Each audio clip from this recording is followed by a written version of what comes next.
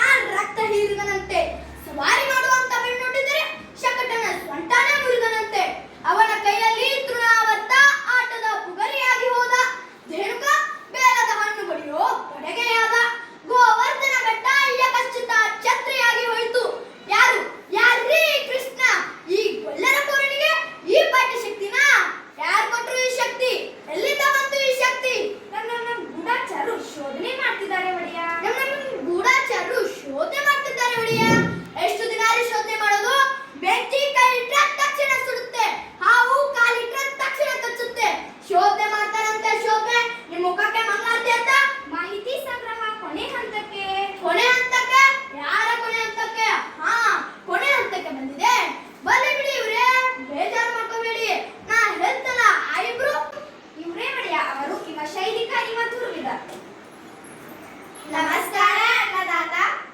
ಇದು ನಿಮ್ಮ ಕೈಯಲ್ಲ, ನಿಮ್ಮ ಕಾಲು, ಕಾಲಲ್ಲ ನಿಮ್ಮ ಎಕ್ಕಡ. ಶಹಬ್ಬಾಷ್, ಇದು ಕಾಲಲ್ಲ, ಎಕ್ಕಡನೂ ಅಲ್ಲ. ಯಮಪಾಶ ತಿಳ್ಕೊಳ್ಳಿ. ಏರ್ಪಡಲಾಗಿದೆಯಾ? ಆಗಿದೆ ಒಡೆಯ. ಸಾಹೇಬ್ರೆ ಬಂದು ಖುದ್ದು ಪರಾಮರಿಸಿದ್ದಾರೆ. ಹೌದು ಒಡೆಯ. ಕ್ರೀಡಾಂಗಣಕ್ಕೆ ಇರೋದು ಒಂದೇ ಬಾಗಿಲು. ಬಾಗಿಲು ಮಾಡದ ಕಮಾನಿಗೆ ಕಿರುಗತ್ತಿ ಅಲಂಕಾರ. ಬಾಗಿಲ ಮಾಡದ ಕಮಾನಿಗೆ ಗಾಜಿನ ರಾಜಗೋಪುರ. ಅದೇನಾದ್ರೂ ತಲೆ ಮೇಲೆ ಬಿತ್ತು ಅಂದ್ರೆ ಶ್ರೀಮದ್ ರಮಾರಮಣ ಗೋವಿಂದ ಗೋವಿಂದ. ಆದ್ರೆ ಅದು ತಲೆ ಮೇಲೆ ಬೀಳ್ಬೇಕಲ್ಲ? ಬೀಳುತ್ತೆ ಬೀಳುತ್ತೆ. ಇಡೀ ರಚನೆ ಒಂದು ಸಣ್ಣ ಕೀಲಿನ ಮೇಲೆ ನಿಂತಿರ್ತದೆ. ಆ ಕೀಲು ಎಳ್ಬಿಟ್ರೆ ಮುಗಿತು. ಅಬ್ಬ, ಒಳ್ಳೆ ರಾಕ್ಷಸ ಕಂಡ್ರಿ ನೀವು. ಏನ್ ಬುದ್ಧಿ, ಏನ್ ಕತೆ. ಆ ಪಿಳ್ಳಮವಿ ಕೃಷ್ಣ ಅದೇ ಬಾಗ್ಲಲ್ಲಿ ತಾನೇ ಬರ್ಬೇಕು. ಬೇರೆ ದಾರಿನೇ ಇಲ್ಲ ಅಂತೀನಿ. ಅಂತೀರಿ, ನಾನ್ ತಲೆ ತಿಂತೀರಿ. ನಿಮ್ಗೆ ತಲೆ ಏನ್ರಿ? ಸುಮ್ನೆ ಇನ್ನೊಂದು ಬಾಗಿಲಿಡಿ. ಇನ್ನೊಂದು ಬಾಗ್ಲ? ಮತ್ತೆ ಎಲ್ರು ಬರೋ ಬಾಗ್ಲಲ್ಲಿ ನಾನು ಬರ್ಕೋಗುತ್ತಾ ಮತ್ತೆ? ಆದ್ರೆ ಒಡೆಯ, ಏನ್ ಗುರುಡ ಒಡೆಯ, ಸರ್ಕಾರ ಆಚೆ. ನೀ ಬಾಯಿ ಕಡೆ. ಅಪ್ಪನೇ ಆಗಬೇಕು ಅನ್ನೋದಂತ ನಮ್ಮ ಪಟ್ಟಣದ ಆನೆ ಹೇಗಿದೆ ಹೇಳು? ಏನು ಅದರ ಹೆಸರು? ಕುವಲಯ ಪೀಡ, ಕುವಲಯ ಪೀಡ. ಔಷಧ ಪಥ್ಯ ಎಲ್ಲ ಮಾಡಿದ್ದೀನಿ. ಹಳದಿ ಬಾಣ ನೋಡಿದ್ರೆ ಸಾಕು ನೀ ಅಂತ ಮೇಲೆ ಬೀಳುತ್ತೆ. ಬೀಳ್ಬೇಕು, ಮತ್ತೆ ಬೀಳ್ಬೇಕು. ಕೆಲ್ಸ ಆದ್ಮೇಲೆ ಮಾತಾಡಿಸಿ ಸುಟ್ಬಿಡಿ ಅದನ್ನ. ಮತ್ತೆ ಬೇರೆ ಏನಾದ್ರೂ ದಾಳಿ ಮಾಡಿದ್ದು ಮಕ್ಕಳು ಮರಿ ಇರ್ತವೆ ಪಾಪ. ಅಲ್ಲೇ ಮತ್ತೆ ನೀವಿನ್ನು ಹೊರಡಿ. ಸ್ವಲ್ಪ ಇರಿ. ಕೊಯ್ದ ಕೊಟ್ಟು ಯಾರಿಗೂ ಗೊತ್ತಾಗಬಾರದು. ನಮ್ಮೂರಲ್ಲಿ ಕಂಬ ಕಂಬಕ್ಕೂ ಕಿವಿ, ಕಮಕ್ ಕಿಮಕ್ ಅಂದ್ರೆ ಇದು ಕಾಲಲ್ಲ, ಎಕ್ಕಡನೂ ಅಲ್ಲ. ಯಮಪಾಶ. ಶಹಬ್ಬಾಷ್, ಬಲೆ ತಮಾಷೆ ಕಂಡ್ರಿ ನೀವು. ಮಂತ್ರಿ, ಇವರ ಮೇಲೂ ಒಂದು ಕಣ್ಣಿಡು. ರಾಜಕೀಯದಲ್ಲಿ ಯಾರು ನಂಬಬಾರದು. ನಿಮ್ಮನ್ನು ನೀನು ಕೂಡ. ಬಾಯಿ ಕೂತ್ಕೋ. ಇರ್ಲಿ ಬುದ್ಧಿ. ಏನು ಇರ್ಬೇಕ್ರಿ? ಮಂಡೆಲಿ ಕೊಂಚ ಮಾಂಸ ಇರ್ಬೇಕು. ನೀವು ನೋಡಿದ್ದೀರೇನ್ರಿ? ಏನಂದ್ರಿ ಒಡೆಯ? ನೀವು ನೋಡಿದ್ರೇನ್ರಿ ಆ ಕೃಷ್ಣನ? ಓಹೋ, ನೋಡ್ದೆ ಒಡೆಯ. ಹೇಗಿದಾನ್ರಿ ಆ ಪಟಿಂಗ? ಇದ್ದಾನೆ ಒಡೆಯ. ಇದ್ದಾನೆ ಗೊತ್ತು. ಯಾರು ಹಾಗೆ ಅಂತಾನೆ ಅವ? ಅಂದ್ರೆ ತಾವು ಹೇಳೋದು ನಿಮ್ಗೆ ತಿಳಿದಿಲ್ಲ ಅಲ್ಲ? ಆ ಹುಡುಗನ ನೀವು ಹತ್ತಿರದಿಂದ ನೋಡಿದ್ರಿ ಅಲ್ಲ? ನೋಡ್ದೆ ಒಡೆಯ. ಅವನು ನಮ್ಮ ದೇವಕಿ ಮಗ ಅನ್ಸತ್ತ ನಿಮ್ಗೆ? ಕಣ್ಣು, ಮೂಗು, ತುಟಿ, ಗದ್ದ ಏನಾದ್ರೂ ಹೋಲಿಕೆ ಇದೆಯಾ? ಹೊಟ್ಟೆಲಿ ಹುಟ್ಟಿದ್ರೆ ಏನಾದ್ರೂ ಹೋಲಿಕೆ ಇರ್ಬೇಕಲ್ಲ? ದೇವಕಿ ತರ ಅಥವಾ ವಸುದೇವನ ತರ? ನನ್ನ ನೋಡಿ, ಈ ಕೈಬೆರಳೆಲ್ಲ ನಮ್ಮ ಅಪ್ಪನದೇ. ಆದ್ರೆ ಈ ಕೈ ಮಾತ್ರ ನಂದು. ವಸುದೇವ ದೇವಕಿ ಹೋಲಿಕೆ ಏನೂ ಕಾಣಲಿಲ್ಲ. ಆದ್ರೆ ಆ ಕೈ ಮಾತ್ರ ಹೀಗೆ ಕಾಣ್ತು. ಎಲ್ಲ ಈಗ ಮಕ್ಕಳು ಸೋದರ ಮಾಡ ಹೋಗ್ತಾವೇನ್ರಿ? ಈಗ ಎರಡನೇ ದೃಶ್ಯ ಪ್ರಾರಂಭ. ವಸುದೇವ ದೇವಕಿಯರನ್ನು ಕಂಸ ಬಂಧಿಸಿರುವ ಸ್ಥಳ. ಇಬ್ಬರು ಸ್ವರ್ಣ ಶೃಂಖಲೆ ಇದ್ದಾರೆ. ದೇವಕಿ ವಾತಾಯನದ ಬಳಿ ನಿಂತಿದ್ದಾಳೆ. ವಸುದೇವ ಚಿಂತಾಮಗ್ನಾಗಿ ನಿಂತಿದ್ದಾನೆ. ಅಕ್ರೂರ ಹೇಳಿದ, ಎದೆಯುದ್ದ ಬೆಳೆದಿದ್ದಾರೆ ಮಕ್ಕಳು ಅಂತ. 16 ವರ್ಷ ಆಯಿತು ಕೃಷ್ಣನ್ನ ನೋಡಿ. ನನ್ನ ಕಣ್ಣಲ್ಲಿ ಅವನಿನ್ನು ಎಳೆಗೂಸೆ. ಲೋಕದ ಎಲ್ಲ ಮಕ್ಕಳು ಅಪ್ಪಮ್ಮನ ಕಣ್ಣೆದುರು ದಿನ ದಿನ ಚೂರು ಚೂರು ಬೆಳೀತಾರೆ.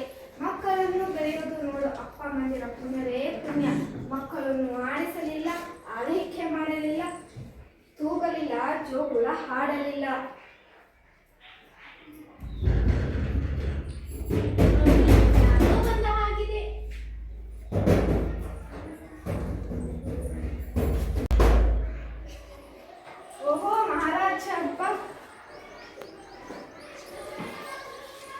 ನಿದ್ದೆ ಬಂತ ಬಾವ?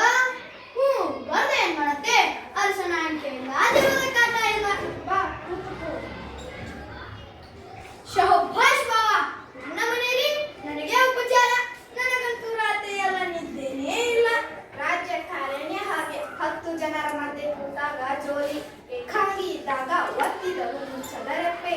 ಆಹಾಹಾ, ಮೊದಲಿಂದಲೂ ಅಷ್ಟೇ ಬರೇ ತಮಾಷೆ ನೀನು. ದೇವಕಿ, ನಿಮ್ಮ ಅಣ್ಣನಿಗೆ ಸ್ವಲ್ಪ ಹಾಲಾದರೂ ಕೊಡು. ಆಹಾಹಾ, ಹಾಲ ಹಾಲ ಹಾಲ ಕುಡಿಯೋರು ನಾವು. ಹಾಲು ಹಿಡಿಸೋಲ್ಲ ನಮಗೆ. ಕ್ಷೀರಸಾಗರ ಮಥನದ ಕತೆ ಗೊತ್ತಲ್ಲ ನಿಮಗೆ?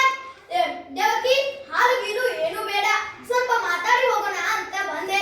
ನಿನ್ನ ಕುಂಬಳ ನಿನ್ನ ಕುರುಗೋಲು, ನಾಡು ಮಹಾರಾಜ. ನೋಡಿದೀಯಾ ನೋಡಿದೀಯಾ, ಇನ್ನೂ ನನ್ನ ಮೇಲೆ ಅಸಮಾಧಾನ. ನನ್ನ ತಂಗಿಯ ಮೇಲೆ ನನಗೆ ಪ್ರೀತಿ ಇಲ್ಲ ಅನ್ಕೊಂಡಿಯಾ? ಸಂಕೋಲೆ ಹಾಕ್ಸಿದೀನಿ ನಿಜ, ಆದ್ರೆ 100ಕ್ಕೆ 100 ಶುದ್ಧ ಅಪರಂಜಿದು. ಕುತ್ತಿಗೆಗೆ 3 ಎಳೆ, ಕೈಗೆ 2 ಎಳೆ, ಕಾಲ್ಗೆ 1 ಎಳೆ, ಎಲ್ಲಾ ಚಿನ್ನದ್ದೇ. 25 ವರ್ಷ ಆಯ್ತು ಮಾಡಿಸಿ. ಸ್ವಲ್ಪ ಆದ್ರೂ ಕಪ್ಪಾಗಿದೆಯಾ? ಇರ್ಲಿ ಬಿಡು ಬಾವ. ಇವತ್ತು ನಿಮಗೊಂದು ವಿಶೇಷ ಸುದ್ದಿ ಹೇಳಬೇಕು.